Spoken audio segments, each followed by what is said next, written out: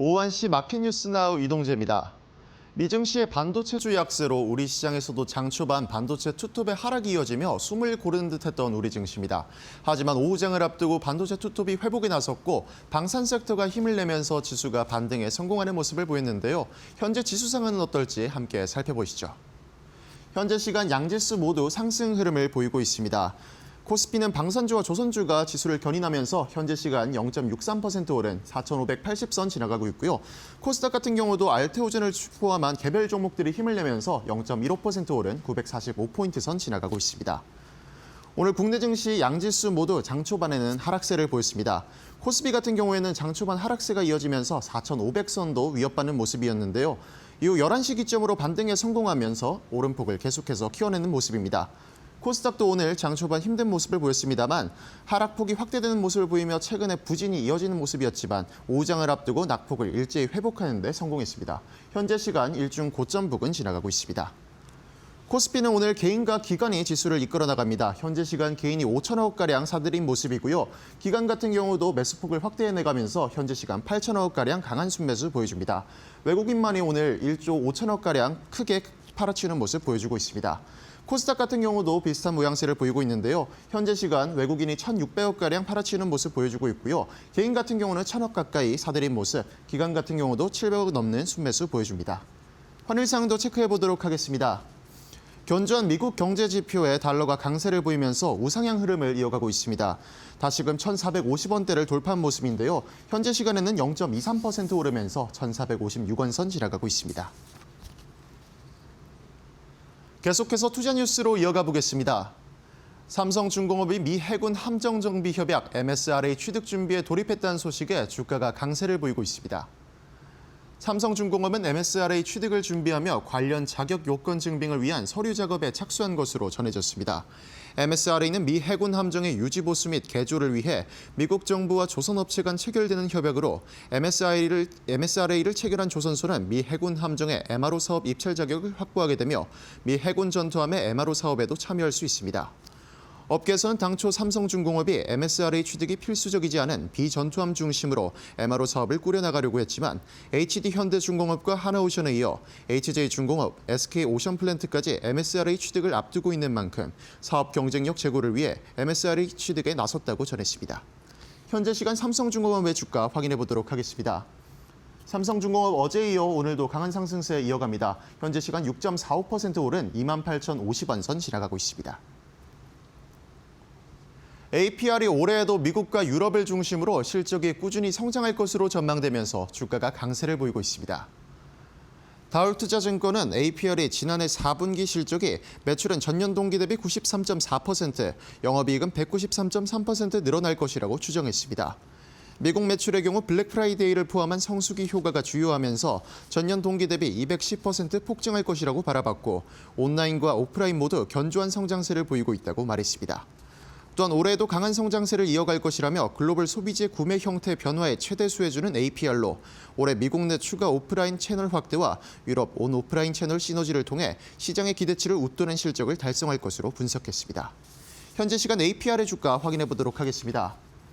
APR의 증권가의 좋은 전망에 힘입어서 현재 시간 6.22% 오른 23만 500원 선 지나가고 있습니다. LG전자가 재작년에 이어 지난해에도 연간 기준으로 역대 최대 매출을 기록했지만 지난 4분기엔 9년 만에 분기 영업 적자로 돌아섰습니다. LG전자는 지난해 연결 기준 누적 매출액이 89조 2,025억 원으로 전년 대비 1.7% 증가했고 영업이익은 2조 4,780억 원으로 27.5% 감소했다고 잠정 집계했습니다. 글로벌 수요 둔화 속에서도 매출은 2년 연속 성장세를 유지했지만 수익성이 크게 악화됐습니다. 특히 4분기엔 영업손실 1,094억 원을 기록하며 실적 부진이 두드러졌는데 통상 TV와 생활과점 판매가 둔화되는 비수기인 데다 연말 마케팅 비용과 물류비 부담, 일회성 비용이 겹치면서 수익성이 급격히 악화된 것으로 분석됐습니다. 이번 발표에 LG전자 측은 주요 비용의 지출이 지난해 마무리됐고 중장기 관점에서는 이것이 올해부터 고정비 부담을 완화하는 요인으로 작용할 것이라고 밝혔습니다. 현재 시간 LG전자의 주가 체크해 보도록 하겠습니다. LG전자 계속해서 하락폭을 키워가고 있는 모습입니다. 현재 시간 2.28% 내리면서 9만 100원 선 지나가고 있습니다. 그간의 높은 상승세에 대한 부담으로 오늘은 잠시 숨을 고를 줄 알았던 국내 증시. 하지만 오늘도 견조한 모습을 보이며 상승 전환에 성공해냈습니다. 코스피는 6거래일 연속 상승 흐름을 이어가는데요. 상승 흐름이 지속되는 시장 상황 속에서 맞춤 전략까지 저희와 함께 알아보시죠.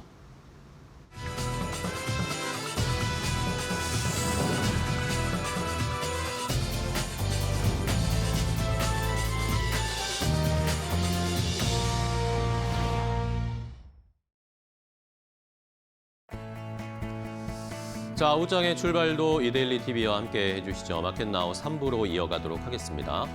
자, 오늘 한 주의 마지막 금요일이기도 하고 1월이 벌써 한 주가 거의 열흘 가까이 지나갔습니다. 새해가 이렇게 시간이 또 빠르게 지나가고 있는데 새해 출발이 코스피나 우리 시장이 굉장히 좋잖아요. 오늘도 역시 상승 전환하면서 코스피에서 삼성전자 아니면 방산주 이런 종목들의 상승이 눈에 띄고 있습니다. 자, 외국인들의 수급이 새해 들어서 조금 달라진 것을 시청자분들도 느끼셨는지 모르겠는데 지난 연말까지 외국인들이 꽤나 많은 매도를 했고 선물 시장에서도 큰 매도, 누적 잔고가 매도 전환이 되어 있었는데 새해 들어서면서 일단은 선물은 기본적으로 좀 매수를 해주고 있고요. 여기에다가 현물도 좀 매수를 많이 합니다. 오늘은 물론 현물 매도를 많이 치고 있지만 많이 팔고 많이 사고 이런 식으로 패턴이 좀 바뀌었습니다. 선물은 기본적으로 깔고 현물을 사고 팔고 하는 이런 양상에 따라서 시장이 좀 출렁거리고 있는데 선물을 기본적으로 좀 받쳐주니까 우리 시장이 변동성이 그렇게 크게 나오지는 않는 시장이 새해에 펼쳐지고 있습니다. 자, 외국인들의 마음이 바뀐 것인지 어느 정도까지 또 상승 여력을 우리가 룸을 위쪽으로 열어놔야 할지 함께 고민을 해봐야 할 새해 첫 주 금요일인 것 같습니다. 자, 그런 상황에서 오늘은 또 반도체 관련된 종목들이 그동안 많이 올라왔다 보니까 좀 쉬고 있습니다. 그중에서 이번 주에 또 상승이 많이 있었던, 크게 있었던 한미반도체 시청자분들도 많이 가지고 계신 분들 있으실 텐데 어제 JP모건에서 또 고개를 갸우뚱하게 만드는 리포트를 발행했습니다. 어떤 내용을 발행했는지 그리고 한미반도체 어떻게 투자 전략 세워야 할지 함께 알아보도록 하겠습니다. 자, 오늘은 앵커 브리핑 한미반도체를 좀 봐야 되겠습니다. 한미반도체가 최근에 상승이 굉장히 가파르게 나왔는데 어제 장 오후 들어서면서 좀 떨어지기 시작했고 오늘도 하락하면서 출발을 했습니다. 아마도 이것 때문인 것 같습니다. JP모건 체이스가 갑자기 한미반도체 리포트를 발행을 했는데 투자 의견을 하향하는 리포트를 내놨습니다. 기존의 투자 의견 뉴트럴, 중립에서 언더웨이트, 비중을 축소하는 전략으로 좀 바꿔야겠다라고 이렇게 JP모건 체이스가 투자 의견을 다운그레이드 했는데요. 대신에 목표 주가는 아직까지는 15만 원으로 유지를 했습니다. 목표 주가는 그대로 두는 대신에 비중은 조금씩 줄여나가야겠다라고 생각하는 게 JP모건 체이스의 입장인데 현재 주가가 한미반도체 펀더멘탈을 너무나 앞서갔다. 그러니까 주가가 오버슈팅 됐다라고 JP모건 체이스가 판단을 한 것입니다. 자, 왜 그렇게 판단을 했을까요? 다음 페이지를 좀 보면서 설명을 드리면요. 자, 일단은 지금 이 한미반도체에 너무 지나친 낙관론이 펼쳐져 있다. 낙관이 너무 많이 반영이 돼서 새해 들어서 한미반도체가 슈팅이 나왔다라고 JP모건은 생각을 했습니다. 자, 지금 JP모건은 한미반도체가 이 삼성전자 쪽으로부터 TC본더를 수주받을 수 있을 것이다라고 그런 기대가 한미반도체 주변에 너무 많이 형성돼 있다는 거죠. 지금 삼성전자가 HBM4 퀄 테스트 엔비디아 쪽에서 하고 있잖아요. 근데 이거에 만약에 1월 말에 HBM4가 퀄 테스트가 통과가 돼서 이제 삼성전자가 본격적으로 엔비디아에 HBM4를 납품을 하게 되면 자연스럽게 삼성전자도 TC본더가 많이 필요할 거다라고 지금 시장에서는 유추를 하고 논리를 만들고 있다는 거죠. 그런데 JP모건은 삼성전자 TC본더 한미반도체가 수주 못할 걸 이라고 예상을 하고 있었습니다. 왜냐?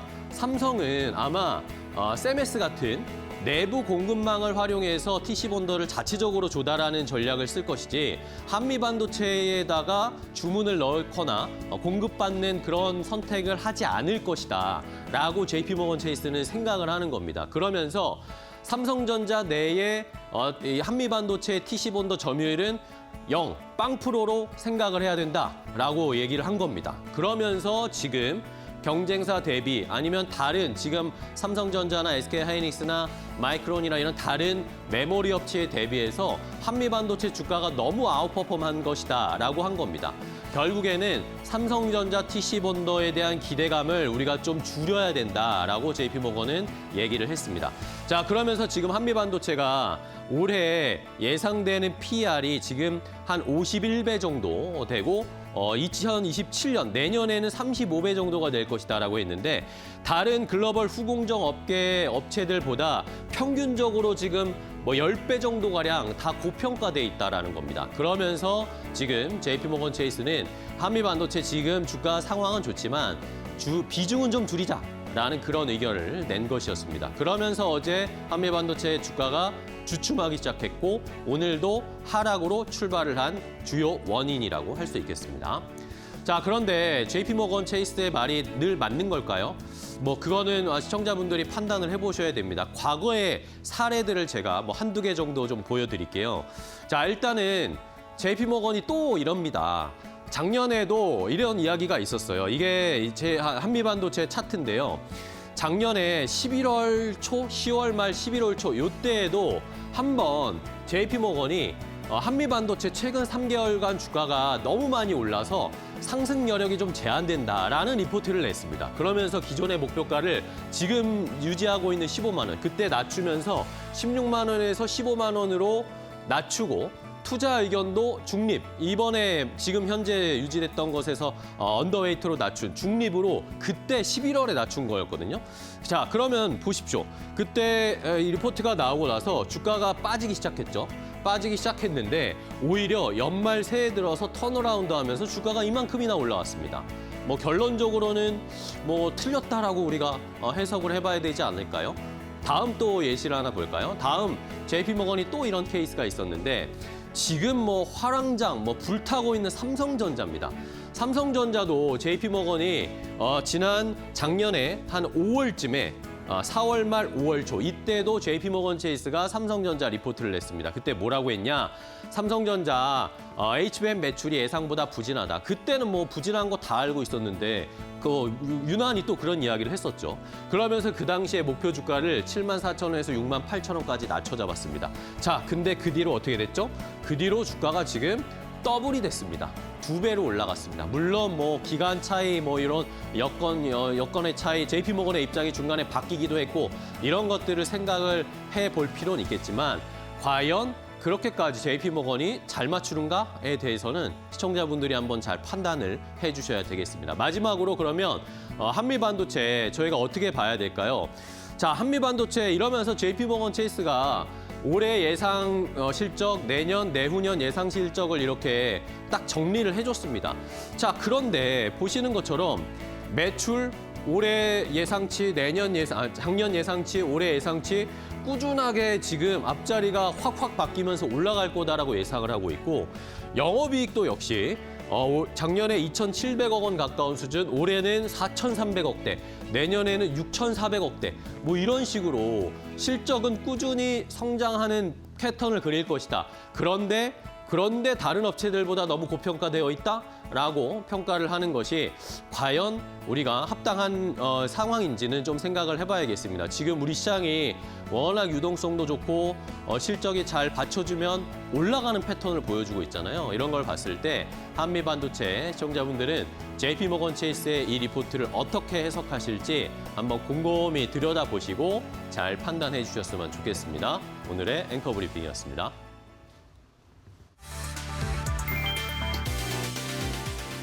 국민연금이 지난해 4분기 인공지능 열풍으로 급등한 성장주 비중을 줄이고 밸류업 수혜가 기대되는 저평가 가치주 중심으로 포트폴리오를 재편했다. 금융감독원 공시에 따르면 국민연금은 AI 반도체 관련 이스페타시스와 대덕전자, 화장품주 코스맥스 등의 지분율을 1%포인트 이상 축소하며 차익을 실현했다. 반면 신세계, 현대백화점, OCI 홀딩스 등 저PBR 종목과 현대건설, HL만도 등 실적 개선이 뚜렷한 종목 비중을 늘렸다. 전문가들은 국민연금이 과열된 성장주를 비우고 정부의 기업가치 제고 정책과 주주 환원 확대에 맞춰 정책 수혜형 가치주로 자금을 이동시킨 것으로 해석한다. 단기 모멘텀보다 밸류업과 배당 리레이팅 가능성에 초점을 맞춘 전략적 회전으로 평가된다. 중국이 이르면 이번 분기 중 엔비디아의 H200 인공지능 칩 수입을 부분적으로 허용할 가능성이 제기됐다. 블룸버그 통신은 8일 중국 당국이 제한된 상업적 용도에 한해 기업들의 H200 구매를 승인하는 방안을 검토 중이라고 보도했다. 다만 군과 정부기관, 핵심 인프라, 국유기업 등에는 안보 우려를 이유로 공급이 금지될 전망이다. 이번 조치는 미국의 AI 반도체 수출 통제 이후 처음으로 중국이 부분적 문호 개방을 시사한 사례다. 완전한 해제는 아니지만 AI 기술 패권 경쟁이 공급망 안정과 경제 성장이라는 현실적 문제와 맞물리기 시작했다는 신호로 해석된다. 전문가들은 중국 내 AI 수요가 워낙 커 정부가 통제와 성장 사이의 균형점을 모색하기 시작한 것이라고 분석했다.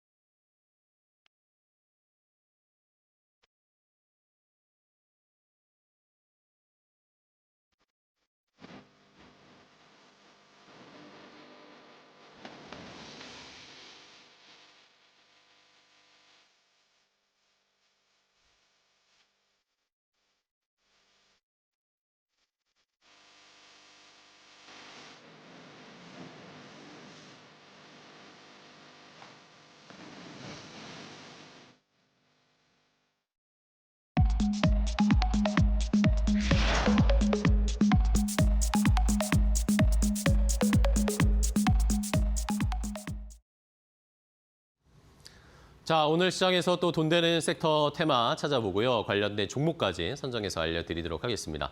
자, 오늘 돈 되는 섹터의 테마는 독립리서치 P&J의 손창현 팀장과 함께하도록 하겠습니다. 팀장님 안녕하세요. 네, 안녕하십니까. 반갑습니다. 새해 처음 뵙네요. 네. 새해 복 많이 받으시고요. 네, 복 많이 받으세요. 네. 자, 그러면 손창현 팀장님은 또 오늘 새해 첫 저희 돈 되는 섹터인 테마 함께 해주셨는데 어떤 돈 되는 섹터 테마를 지켜보고 계실까요? 손창현 팀장의 첫 번째 올해 첫 돈 되는 섹터인 테마 선정하신 사항부터 함께 확인해 보도록 하겠습니다. 지금 공개합니다. 자, 오늘은 조선주를 주셨습니다. 그 안에서도 조선 에마로 관련된 섹터 테마를 조금 더 자세하게 봐야 된다라는 의견을 주셨는데요. 자, 새해 들어서면서 조선주가 다시 출발을 했습니다. 작년에 하반기에 좀 쉬고 있던 뭐 조선 방산 이런 것들이 연초에 다시 스타트를 했는데 뭐 방산과 엮인 것들도 있고 뭐 잠수함 사업 캐나다 뭐 이런 이야기도 나오고 있고 자, 팀장님 새해 들어서니까 조선에 대한 평가들이 또 달라지고 있고 조선에 대한 이슈들이 여러 가지가 막 튀어나오고 있어요. 아무래도 이제 작년 연말까지 네. 그 조방원이라고 하죠. 그 기존에 있었던 이제 주도했었던 종목들을 대거 좀 패시브로 좀 정리를 어느 정도 해놓고 펀드에 조정이 들어갔다라고 생각을 하시면 될 것 같아요. 그리고 이번 주에 이제 옵션 만기가 끝났잖아요. 네네. 끝나면서 제가 봤을 때는 일단은 뭐 외국인들이 오늘 뭐 팔고는 있지만 기관이 이제 오늘 상당히 좀 많이 매수를 하고 있다라는 거를 감안을 해보면 기관이 그동안에 좀 팔았었던 그런 매물을 다시 이제 사들이면서 펀드 재조정을 하는 게 아닌가라고 생각을 할 수가 있을 것 같고요. 그런 배경에서 조방원 관련된 종목도 같이 연계되면서 상승을 하고 있다라고 볼 수가 있는데 제가 봤을 때는 조선 관련된 종목들은 가장 크게 좀 이슈가 되고 있는 부분이 이제 어젠가요? 트럼프 대통령이 방산 관련된 예산을 일단 50% 늘리겠다 뭐 이런 얘기를 했는데 참고로 작년에 그 미국에 대한 예산이 한 1,300조 정도 됩니다. 근데 50% 늘린다라고 하니까 한 2,100조까지 늘린다고 해요.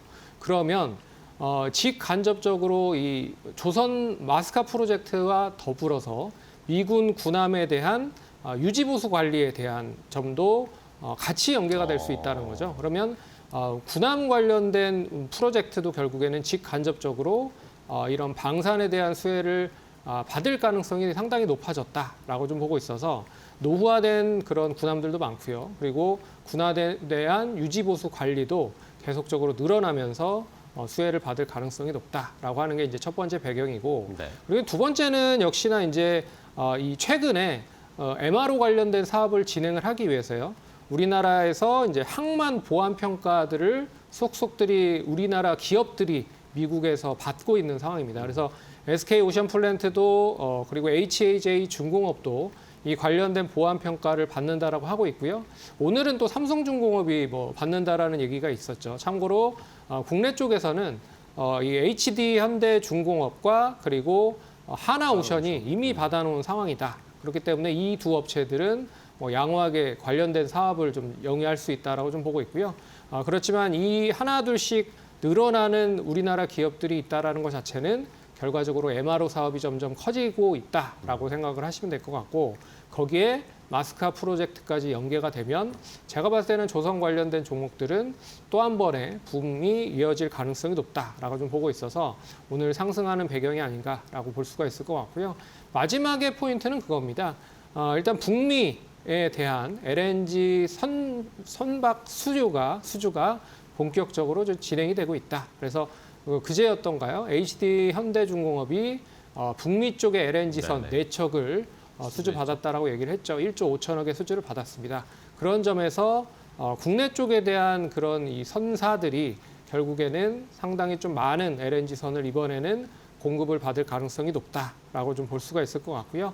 그렇기 때문에 오늘 특별히 좀 강한 섹터들이 있죠. 동성 화인텍이라든지 한국카본 같은 LNG 관련된 본행제를 만드는 기업들이 상당히 오늘 강하다라고 하는 것도 제가 봤을 때는 그 배경 중에 하나다라고 볼 수가 있을 것 같아요. 그래서 전반적으로 MRO 사업을 바탕으로 한 기자재단, 그리고 LNG 본행제단 이런 종목들이 전반적으로 다 강세를 보이고 있다라고 좀 봐야 될 것 같고요.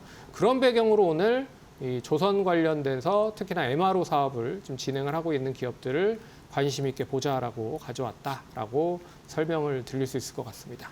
네, 알겠습니다.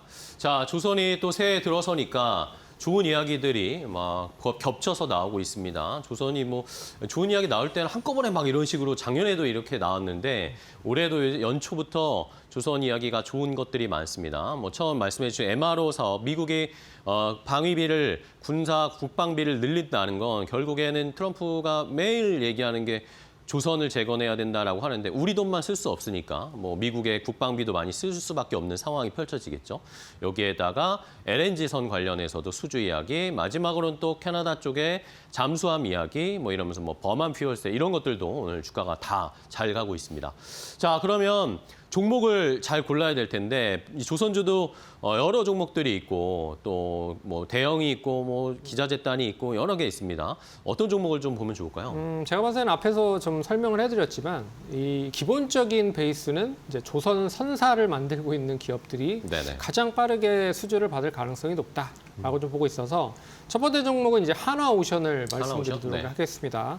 이 하나오션은 이제 필리조선서의 대주주이기도 하고 오늘 이제 하나 시스템과 하나오션이 특히나 좀 강한 흐름은 결국엔 이제 필리조선서의 지분을 취득을 하고 있는 상황이고 거기에 이제 호주의 오스탈 조선소도 인수를 한 상황이죠. 그런 점에서 본격적인 시너지가 이어진다라고 보면 제가 봤을 때는 하나그룹주 내에서도 선박 관련된 수주를 본격적으로 받는 동사가 상당히 좀 수혜를 받을 가능성이 높다. 그리고 이제 동사 같은 경우는 미 해군의 MRO 사업을 이미 좀 수주를 받아놓은 상황이기 때문에 이 관련된 수주가 계속 진행될수록 동사에 대한 매력은 좀 더 커질 가능성이 높다. 그렇기 때문에 하나오션 첫 번째 종목으로 말씀을 드려보도록 하겠고 네. 두 번째 종목은 HD 현대중공업도 좀 관심 있게 봐야 될 필요가 있다라고 봐야 될 것 같습니다. 참고로 이제 HD 현대중공업은 작년이었던가요? 올해 작년에 HD 현대 미포조선과 합병을 했죠.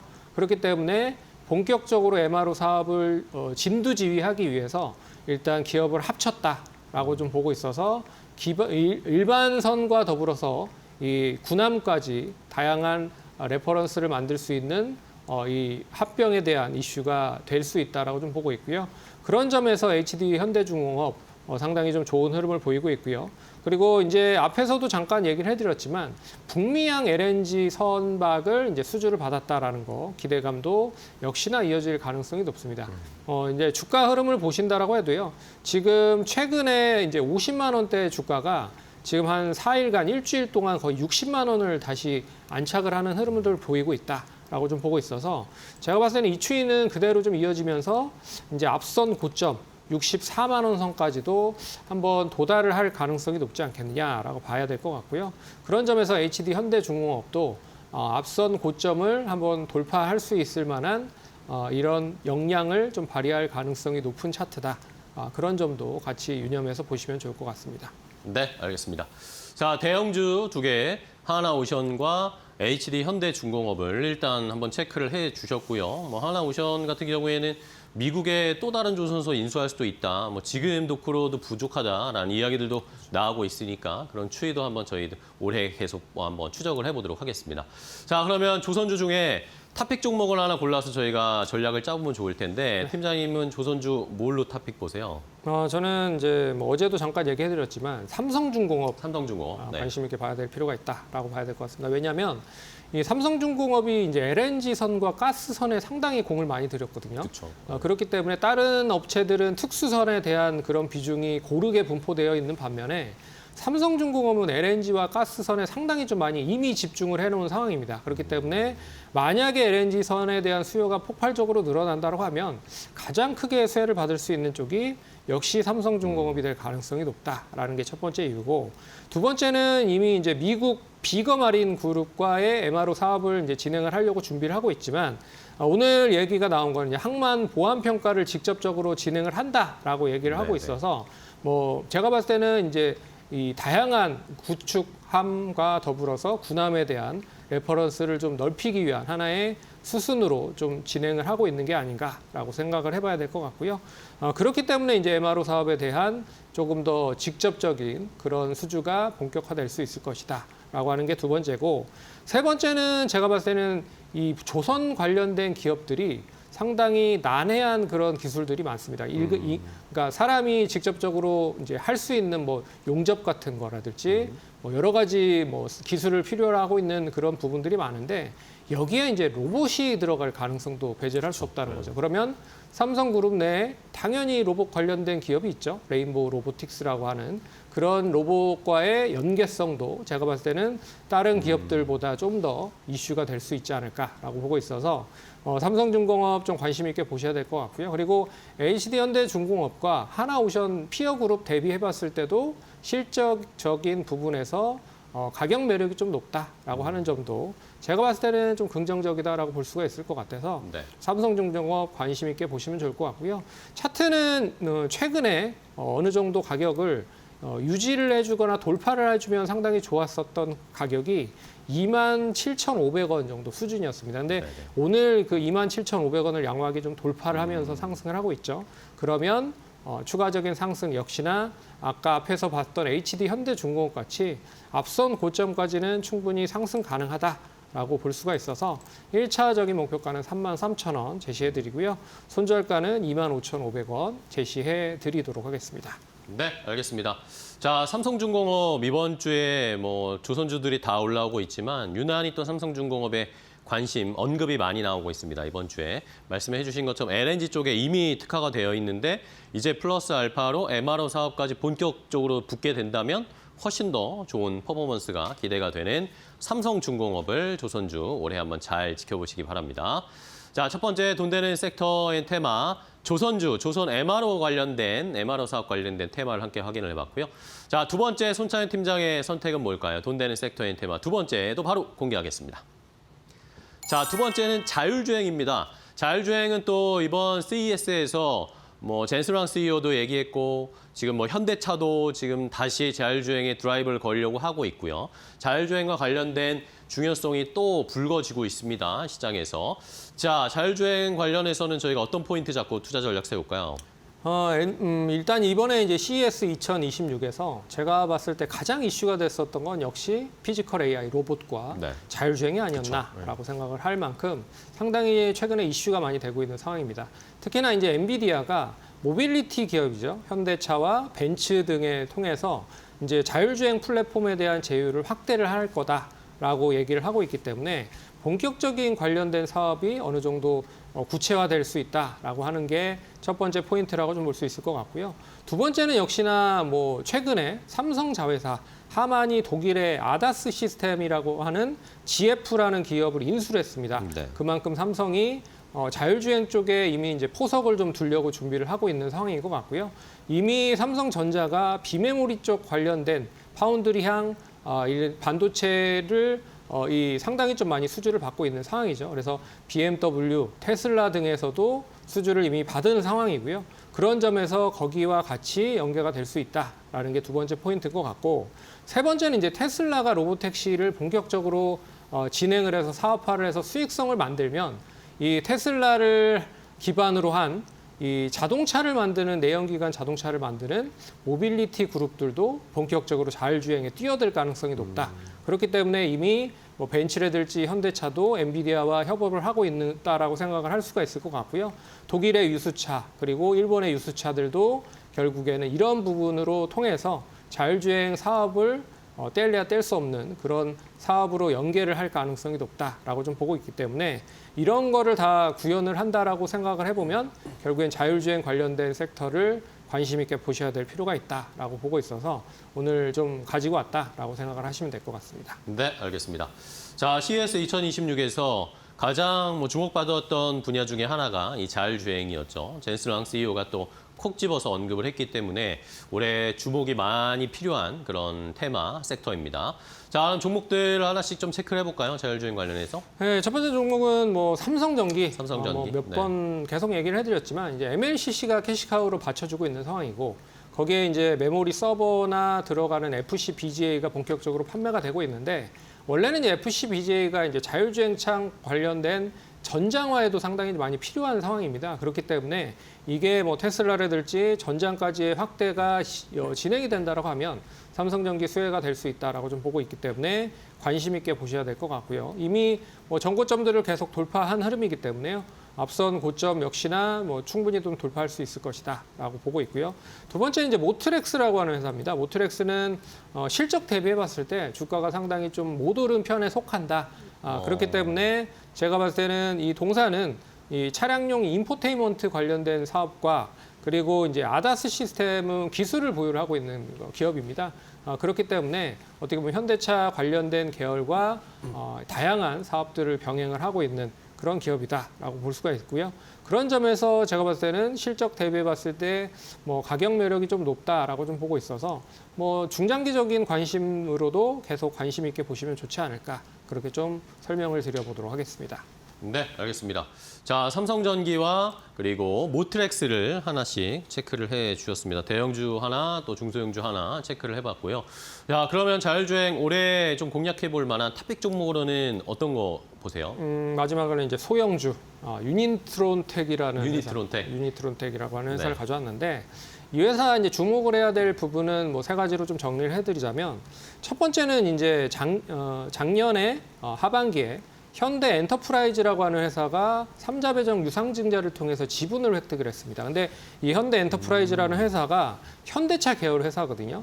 그렇기 때문에 본격적인 자율주행 관련된 사업을 진행을 할 가능성이 상당히 높고 동사가 추구하고 있는 사업 자체가 이 반도체 유통을 전담을 해서 좀 준비를 하고 있는 그런 회사예요. 그렇기 때문에 D램이라든지 그리고 SSD 가격이 뭐 상당히 좀 좋은 것을 삼성전자 4분기 잠정 실적을 통해서 확인을 했죠. 그렇기 때문에 4분기 실적도 나쁘지 않을 것 같다라는 점. 그러면 지금 실적은 상당히 가격 매력이 좀 높은 구간에 형성이 되어 있는 게 아닌가라고 좀 보고 있고요. 이미 유니트론텍 국책 사업을 통해서 자율주행 관련된 다양한 기술들을 보유를 하고 있는 상황이다. 라고 좀 보고 있기 때문에 뭐 어떻게 보면 관계사와 더불어서 좀 관심 있게 봐야 될 필요가 있을 것 같고요. 그런 점에서 지금 어떻게 보면 박스권 흐름입니다. 주가 자체가 한 네. 6,000원에서 6,500원 흐름 계속적으로 유지가 되고 있는데 뭐 이 흐름을 이제 조만간에 돌파를 한다라고 하면 상당히 추세가 만들어질 수 있는 구간으로 형성이 될 수 있을 것이다라고 보고 있고요.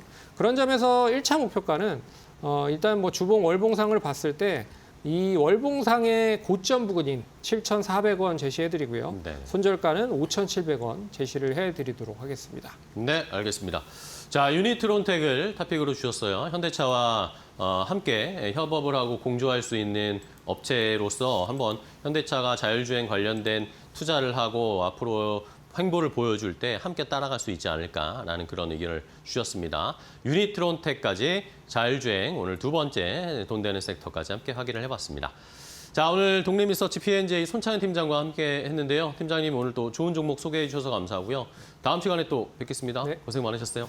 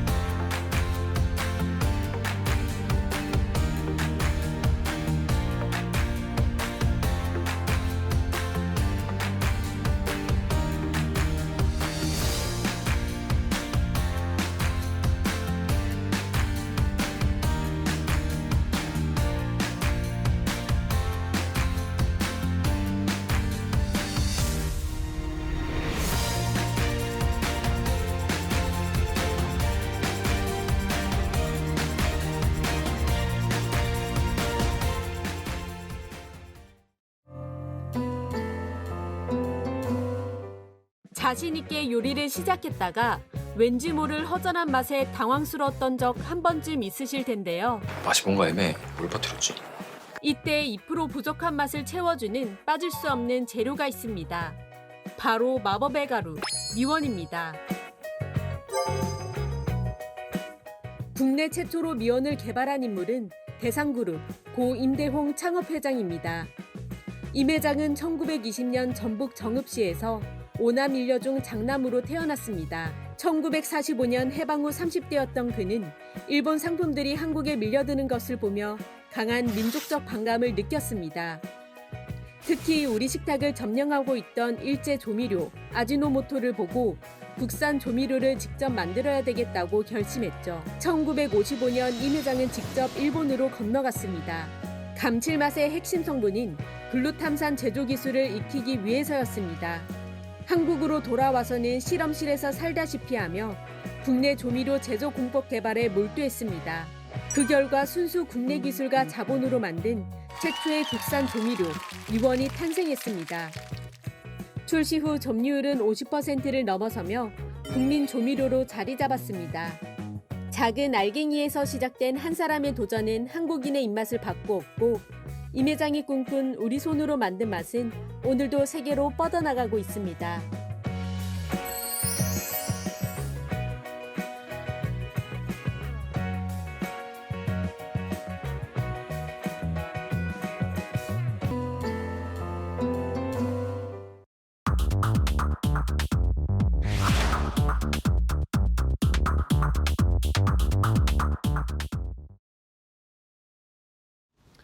자, 마켓나우 3부와 함께하고 계십니다. 시장이 지금 상승 탄력을 조금씩 유지하고 높여가고 있습니다. 코스피가 0.7%대 상승세, 코스닥도 0.1%대 상승세를 기록을 하고 있는데 외국인이 현물은 지금 굉장히 많이 팔고 있거든요. 코스피에서 1조 5천억 원 가까이 현물은 매도하고 있는데 또 아이러니한 것은 선물은 좀 계속 매수를 하면서 지수가 그렇게 흔들리지는 않고 있습니다.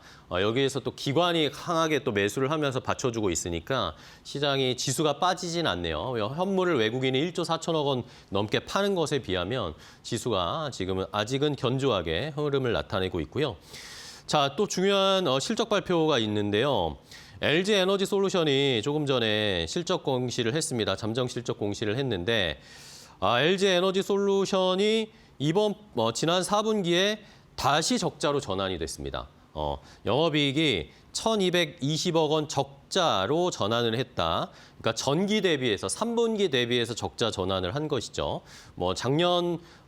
재작년 4분기는 어쨌든 그때도 적자였기 때문에 적자폭이 줄어들기는 했지만 전분기 대비해서는 다시 적자 전환을 했기 때문에 LG전자도 오늘 적자 전환했다라는 실적이 나왔고 LG 그룹주들이 전체적으로 좋지 않은 실적을 계속 좀 발표를 하고 있습니다.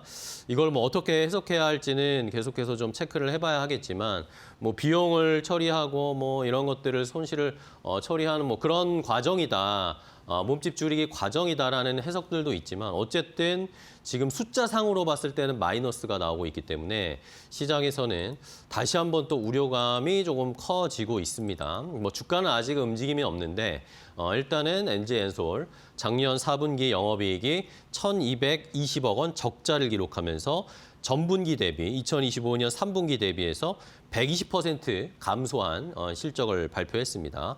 대신 매출은 늘었습니다. 매출은 7% 정도 늘어나면서 한 61조 정도를 기록한 것으로 보이면서 일단은 매출은 늘었지만 영업이익이 줄어들고 있다라는 것은 좀 체크를 해보시면 좋겠습니다.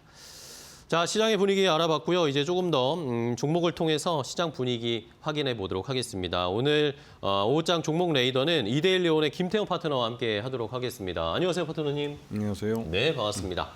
자, 김태형 파트너와 함께 오늘 또 종목을 통해서 시장의 온도를 좀 느껴보도록 하겠습니다. 김태형 파트너가 주목하고 있는 종목, 첫 번째 종목은 무엇인지 함께 확인해 보겠습니다. 자, 두산에너빌리티입니다. 두산에너빌리티가 작년 연말부터 이제 조금씩 주가가 올라오기 시작해요. 좀 쉬는 기간이 있었는데 네. 올해 두산에너빌리티 어떻게 보고 계세요? 어떻게 전망하고 계세요? 여전히 좋죠. 네. 이 두산에너빌리티가 갖고 있는 사업 구조들을 보시게 되면 기본적으로 원전, 그다음에 풍력, 그다음에 가스터빈 이러한 사업 분야들이 대부분 다 조 단위의 사업을 하는 그 사업 분야들입니다. 그런데 보시면 아시겠지만 이 가스터빈 같은 경우는 우리 국내뿐만 아니라 미국 시장에도 가스터빈 발전소에 진출을 했습니다. 그래서 미국의 노후화된 그 가스터빈 발전소에 그 가스터빈을 바꿔주는 것이죠. 네. 최신형으로. 그런 부분에서 또 이제 매출이 많이 발생하면서 신규로 이 가스터빈 발전소를 미국이 짓겠다고 나서고 있어요. 그러면서 거기에 우리가 이제 가스터빈 발전소에 들어가는 발전기를 만들 수 있는 나라가 세계적으로 몇 군데 안 됩니다. 그렇기 때문에 우리나라 한국 기업들, 특히 두산에너빌리티가 여기에 들어가서 실적을 낼 수가 있는 시장인 것이죠. 그런 면에서 두산에너빌리티의 이 지금 주가는 여전히 이 주가가 더 실적이 좋아지면서 실적이 주가를 밀어 올리는 방향으로 갈 수 있는 그런 종목인 겁니다. 그래서 이번에 CS 2026에서 두산 회장님도 거기에 가시고 하면서 두산 그러니까 지주회사죠. 그리고 네. 두산에너빌리티 그렇게 자회사입니다. 그런데 이런 업체들이 내놓고 있는 그러니까 고객들에게 그 새로운 파트너가 될 수 있는 그 잠재적인 바이어들에게 내놓고 있는 이 상품들은 미국에서 지금 AI 데이터 센터, 특히 AI 인프라 투자에 필요한 그런 에너지원에 필요한 주기기들을 이 두산에너빌리티가 갖고 있는 겁니다. 그렇기 때문에 두산에너빌리티는 실적이 좋아질 수밖에 없어요. 특히 해외뿐만 아니라 국내에서도 올해는 풍력 발전의 해가 될 겁니다. 국내에서 지난 3년 동안 특히 이제 작년 같은 경우는 이제 아리백 투자에서 태양광 쪽에 엄청난 투자가 이루어졌는데 올해는 풍력 쪽에 대규모 투자가 이루어질 거예요. 그래서 이 풍력 관련된 기술을 갖고 있는 회사들을 주목해서 보셔야 됩니다. 그래서 풍력 관련된 종목들을 내 포트폴리오에 담지 않으면 올해는 시장 수익률을 따라가기 진짜 어려울 겁니다. 네, 알겠습니다. 자, 첫 번째 두산에너빌리티를 소개를 해주셨어요. 먼저뿐만 아니라 두산에너빌리티가 종합 에너지 기업이니까 말씀해 주신 것처럼 해상풍력이나 가스터빈 이런 쪽에서도 부각을 함께 복합적으로 좀 받을 수 있지 않을까라는 의견 주셨어요. 오늘 두산 에너빌리티도 1% 넘게 다시 어느새 8만 원대로 돌아왔습니다. 84,800원에 지금 거래되고 있는 두산 에너빌리티 첫 번째 종목을 함께 봤고요. 자, 다음 두 번째 종목도 확인해 볼까요? 어떤 종목도 보고 계신지 파트너님의 선택은 에이블 CNC입니다. 자, 에이블 CNC 오늘 화장품 관련 종목들도 오랜만에 살짝 이제 올라오고 있어요. 중국 관련된 이슈가 있으면서 좀 올라오는가 싶었는데 뭐 한 일각에서는 이게 중국의 시장이 열리는 거 안 열리는 거 너무 신경 쓸 필요가 없다. 뭐 그런 의견들도 있고 파트너님 어떻게 보세요? 2017년인가요? 그때 이제 그 홍콩에서 전시회가 있어서 갔을 때 네네. 홍콩에 있는 모든 그 굉장히 큰 이제 우리나라 좀 명동 같은 데인데 거기에 있는 화장품 회사들은 대부분 다 한국 화장품들을 전면에 냈었습니다. 그런데 이게 사드 보복 때문에 그러니까 2008년이었나 그게 지금 막 가물가물한데 네. 2008년인가 한 7년 8년 전이니까요. 근데 그때 당시에 그 해하고 다음 날 그 다음 해인 이런 그 뭐랄까 이제 중국이 그 사드 보복을 할 때 네네네. 한 이후에 갔을 때 싹 사라졌습니다. 우리나라 한국 화장품들이 이 앞에 내놨던 그 한국 화장품이 대부분 다 그 후손으로 치워지고 그러면서 우리나라 화장품 회사들이 중국 시장을 놓고 대규모 투자했다가 발목이 잡혀버린 것이죠. 대표적으로 우리 그 태평양, 아모레퍼시픽 같은 경우 대표적으로 이제 그 LG생활 중국에다가 엄청난 투자를 하는데 투자하고 나서 바로 사드 보복 때문에 이 제대로 판매를 못하게 된 거죠. 그래서 중국인들이 한국 상품에 대한 K 브랜드에 대해서 좀 부정적인 인식을 갖게 됐고, 그러면 소비 제품들은 더 안 팔리는 겁니다. 그래서 그 이후로 지금 7년, 8년 동안 한국 기업들은 이 수익처 다각화, 즉 중국을 대상으로 만들었던 이 화장품들을 그 외에 미국이나 일본 또 중동, 네. 남미나 이런 또 동남아시아 이런 쪽을 해서 유럽까지도 이렇게 판매량을 그러니까 판매처를 넓히면서 이제는 중국 시장 엄치도 작년 같은 경우 105억 달러 수출을 했습니다. 그게 이제 매년 늘어나고 있는데요. 그러면서 이런 그 수출을 늘릴 뿐만 아니라 국내 작년 같은 경우 뭐 1,850만 명이 한국을 찾았다 그러는데 그 찾아오신 분 중에 여성 비율이 높습니다. 그분들이 이런 그 한국 화장품들을 그 다나와인가요? 다나가 아니라 하여튼 거기 가서 다이소? 엄청 다이소 네. 다이소 가서 엄청나게 소비를 다이소, 했습니다. 올리브영. 뭐 네네 이런 올리브영 네. 거기도 그렇고 그래서 그러면서 내수 쪽에서도 화장품이 많이 팔리고 있습니다. 그런 면에서 이 에이블 CNC 같은 경우는 대표적인 우리가 에이블 이제 CNC. 네네. 그 미샤라고 길거리 로지샵이라고 그러죠. 그걸로 굉장히 1세대 업체고 되게 유명한 업체인데 작년 연말이었나요? 이사회를 열고 에이블 CNC는 이 오프라인 매장 중에 이제 그 로지샵을 다 이제 정리를 했습니다. 그리고 아예 그냥 온라인 판매 쪽으로 가거나 미국 시장, 해외 시장 쪽에다가 매출 비중을 늘리기로 목표를 세우고 올해 그 신유정 대표가 여기에 대해서 강력한 드라이브를 걸 거라고. 그러니까 국내 로지샵을 다 닫고 그래서 비용을 줄이고 네. 미국에 잘 나가고 있는 미국 시장, 아마존이나 이런 쪽에다 팔면서 그쪽 매출을 늘리겠다고. 그러면서 수익성을 굉장히 넓혀가는 거죠. 그러면서 에이블 CNC는 최대 주주가 사모펀드입니다. 그래서 사모펀드가 경영권을 매각할 시기가 됐는데 몸값을 단기적으로 올리기 위해서 비용을 줄이는 방법으로 아예 그냥 내수 쪽에서 오프라인 매장 다 그냥 없애버린 것이죠. 아주 그냥 극약 처방을 한 건데 그만큼 에이블 CNC는 M&A에 대한 그런 부담이 있는 회사입니다. 그리고 단기간에 실적을 내고 주가를 끌어올려야 될 필요가 있는 것이죠. 그런 면에서 이 에이블 CNC는 기본적으로 화장품에 대한 그 미국 시장, 해외 시장에서의 화장품 그 매출이 늘어나고 실적도 좋아지면서 또 한편으로 M&A에 대한 이슈가 있습니다. M&A는 기본적으로 경영권 프리미엄이기 때문에 현재 주가 플러스 50% 플러스 알파 정도 되는 그런 가격으로 그 회사를 가치를 매기게 됩니다. 네. 경영권 프리미엄에 붙는 것이죠. 그런 부분을 생각해서 에이블 CNC를 다시 재평가해서 보실 만한 그런 가격대에 와 있습니다. 네. 마지막으로 가격을 간단하게 그럼 한번 잡아주세요. 일단 그 매수가는 이건 만 원이 살짝 넘어가 있는데요. 충분히 10,000원 미만에 잡을 수 있는 기회는 있으실 겁니다. 지금 현재 시장이 그렇기 때문에 10,000원 밑에서 보시고 목표가는 15,000원 50% 이제 업된 것이죠. 네. 그리고 손절가는 9,000원을 제시해 드리겠습니다. 네, 알겠습니다.